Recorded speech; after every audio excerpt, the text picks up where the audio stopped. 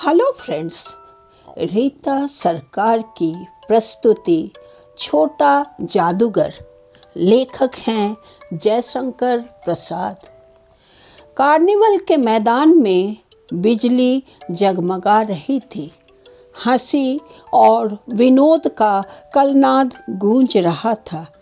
मैं खड़ा था उस छोटे फुहारे के पास जहां एक लड़का चुपचाप खाने पीने वालों को देख रहा था। उसके गले में फटे कुर्ते के ऊपर से एक मोटी सी सूत की रस्सी पड़ी थी और जेब में कुछ ताश के पत्ते थे। उसके मुंह पर गंभीर विषाद के साथ धैर्य की रेखा थी। मैं उसकी ओर न जाने क्यों आकर्षित हुआ। उसके अभाव में भी संपन्नता थी। मैंने पूछा, क्यों जी, तुमने इसमें क्या देखा? मैंने सब देखा है। यहाँ चूड़ी फेंकते हैं, खिलौनों पर निशाना लगाते हैं और तीर से नंबर छेदते हैं। मुझे तो खिलौनों पर निशाना लगाना अच्छा मालूम हुआ। जादूगर तो बिल्कुल निकम्मा है। उससे अच्छा तो ताश का खेल मैं ही दिखा सकता हूँ। उसने बड़ी गंभीरता से कहा। उसकी वाणी में कहीं रुकावट न थी। मैंने पूछा, और उस पर्दे में क्या है? वहाँ तुम गए थे? नहीं, वहाँ मैं नहीं जा सका, टिकट लगता है। मैंने कहा, तो चलो मैं वहाँ पर तुमको लेवा चलूँ। मैंने मन ही मन कहा, भाई आज के तुम ही मित्र रहे। उसने कहा, वहाँ जाकर क्या कीजिएगा? चलिए निशाना लगाया जाए। मैंने उससे सहमत होकर कहा, तो फिर चलो पहले शरबत पी लिया जाए। उसने स्वीकार सूचक सिर हिला दिया। मनुष्यों की भीड़ से जाड़े की संध्या भी वहाँ गर्म हो रही थी। हम दोनों शरबत पीकर निशाना लगाने चले। राह में ही मैंने उससे पूछा, तुम्हारे घर में और कौन है? माँ और बाबूजी। उन्होंने तुमको यहाँ आने के लिए मना नहीं किया? बाबूजी जेल में हैं। क्यों? देश के लिए, वह गर्व से बोला। और तुम्हारी माँ? वह बीमार है और तुम तमाशा देख रहे हो। उसके मुंह पर तिरस्कार की हंसी फूट पड़ी। उसने कहा, तमाशा देखने नहीं, दिखाने निकला हूँ। कुछ पैसे ले जाऊँगा तो माँ को पथ्य दूँगा। मुझे शरबत न पिलाकर आपने मेरा खेल देखकर मुझे कुछ दे दिया होता तो मुझे अधिक प्रसन्नता होती। मैं आश्चर्य से उस 13-14 वर्ष के लड़के को देखने लगा। हाँ, मैं सच कहता हूँ बाबूजी, माँ जी बीमार है, इसलिए मैं नहीं गया। कहाँ? जेल में। जब कुछ लोग खेल तमाशा देखते ही हैं तो मैं क्यों न दिखाकर माँ की दवा करूं और अपना पेट भरूं। मैंने दीर्घ निश्वास लिया। चारों ओर बिजली के लट्टू नाच रहे थे। मन व्यग्र हो उठा। मैंने उससे कहा, अच्छा चलो निशाना लगाया जाए। हम दोनों उस जगह पर पहुँचे जहाँ खिलौने को गेंद से गिराया जाता था।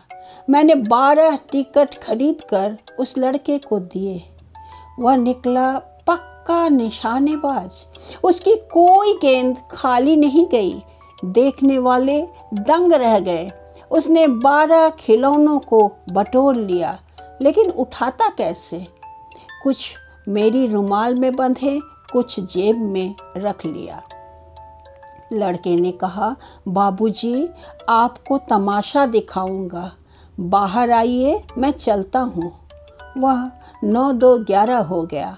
मैंने मन ही मन कहा, इतनी जल्दी आँख बदल गई। मैं घूमकर पान की दुकान पर आ गया। पान खाकर बड़ी देर तक इधर उधर टहलता देखता रहा। झूले के पास लोगों का ऊपर नीचे आना देखने लगा। अकस्मात किसी ने ऊपर के हिंडोले से पुकारा, बाबूजी।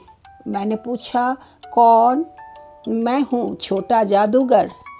कलकत्ते के सुरम्य बॉटनिकल गार्डन में लाल कमलिनियों के भरी हुई एक छोटी सी झील के किनारे घने वृक्षों की छाया में अपनी मंडली के साथ बैठा हुआ मैं जलपान कर रहा था। बातें हो रही थी, इतने में वही छोटा जादूगर दिखाई पड़ा। हाथ में चारखाने का खादी का झोला, साफ जांघिया और आधी बाहों का कुर्ता, सिर पर मेरी रुमाल सूत की रस्सी से बंधी हुई थी।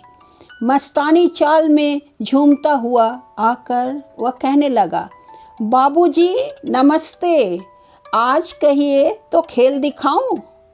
नहीं जी, अभी हम लोग जलपान कर रहे हैं। फिर इसके बाद क्या गाना बजाना होगा बाबूजी? नहीं जी, तुमको। क्रोध से मैं कुछ और कहने जा रहा था। श्रीमती जी ने कहा, दिखलाओ जी, तुम तो अच्छे आए, भला कुछ मन तो बहले। मैं चुप हो गया, क्योंकि श्रीमती जी की वाणी में वह माँ की सी मिठास थी जिसके सामने किसी भी लड़के को रोका नहीं जा सकता। उसने खेल आरंभ किया। उस दिन कार्निवल के सब खिलौने उसके खेल में अपना अभिनय करने लगे। भालू मनाने लगा, बिल्ली रूठने लगी, बंदर घुड़कने लगा और गुड़िया का ब्याह हुआ।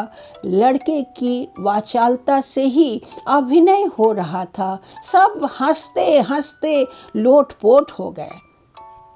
मैं सोच रहा था, बालक को आवश्यकता ने कितनी शीघ्र चतुर बना दिया। यही तो संसार है। ताश के सब पत्ते लाल हो गए, फिर सब काले हो गए। गले की सूत की डोरी टुकड़े टुकड़े होकर जुड़ गई। लट्टू अपने से नाच रहे थे। मैंने कहा, अब हो चुका, अपना खेल बटोर लो, हम लोग भी अब जाएंगे। श्रीमती जी ने धीरे से उसे 1 रुपया दे दिया। वह उछल उठा।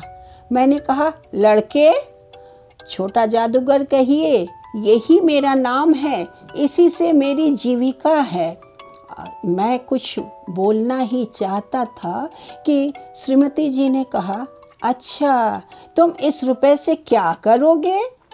पहले भर पेट पकौड़ी खाऊंगा, फिर एक सूती कंबल लूँगा। मेरा क्रोध अब लौट आया। मैं अपने पर बहुत क्रुद्ध होकर सोचने लगा, ओह, कितना स्वार्थी हूँ मैं। उसके 1 रुपया पाने पर मैं ईर्ष्या करने लगा था ना। वह नमस्कार करके चला गया।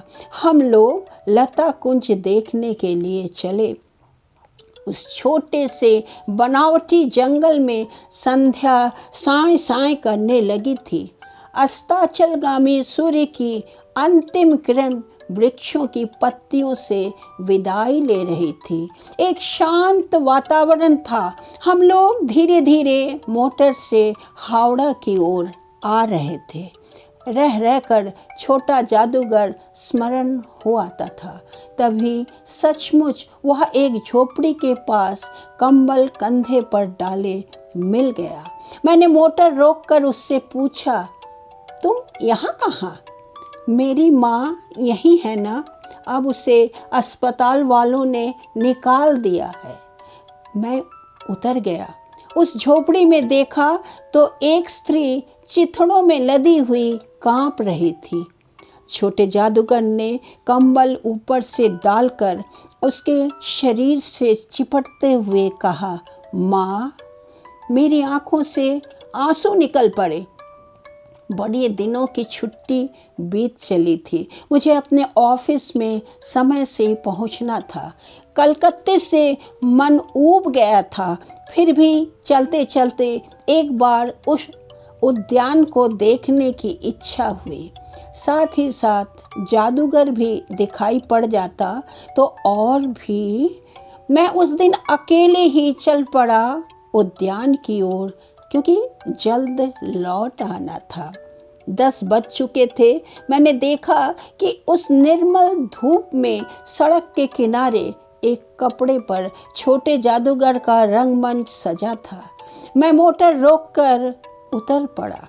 वहाँ बिल्ली रूठ रही थी, भालू मनाने चला था, ब्याह की तैयारी थी, और यह सब होते हुए भी जादूगर की वाणी में वह प्रसन्नता की तरी नहीं थी।